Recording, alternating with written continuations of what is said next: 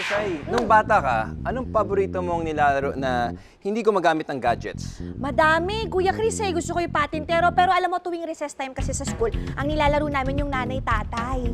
Nanay-tatay, ano yun? Naku, madali lang yung Kuya Chris. Ganito. Sige, Ito lang yung nga. basic hand gestures natin, Okay. hand moves. Up, ganyan. Up and down yung kamay, Okay. opposite direction. Tapos, push, Okay. then clap. Okay. Ganon ulit, Ganun paulit-ulit lang. Tapos, pag natapos na yung kanta, ay pag magsisimula na yung kanta, magbibilang na ng 1. So, dapat yung 1, maklap mo yon. Okay. Tapos, ganyan.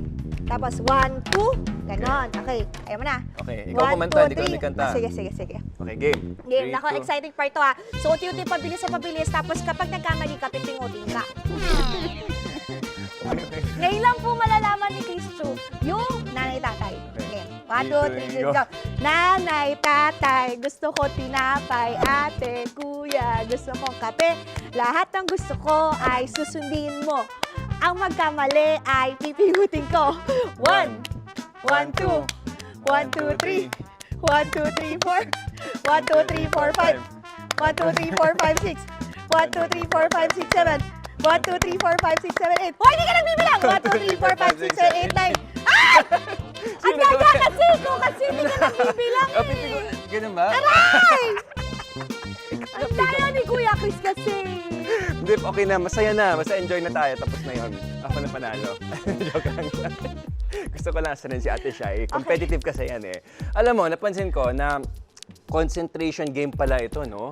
Dapat sobrang focus mo sa galaw ng kamay at pagbibilang din. Oo di nga ba? eh. Oo nga, no, ngayon ko lang na-realize, Kuya Chris, maganda pala tong game sa utak. No, ikaw kasi na-distract ako kasi gina-guide kita yung paano mo yung kakantahin. Okay, sige lang ako na may kasalanan. Ayan, tuloy sumobra yung clap ko. Pero alam mo ba na may ibang paraan para gumaling tayo sa pag-focus? Talaga? Oh, ito. Focus your attention because this is the answer to your question.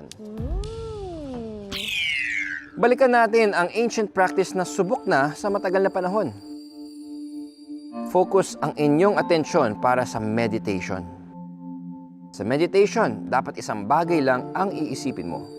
Halimbawa, mag-focus ka lang sa iyong paghinga ng mabagal at tama. Yan ay isang central practice ng meditation. At isang magandang paraan para ma-relax tayo. Mukhang madali lang, no? Pero kaya nyo ba?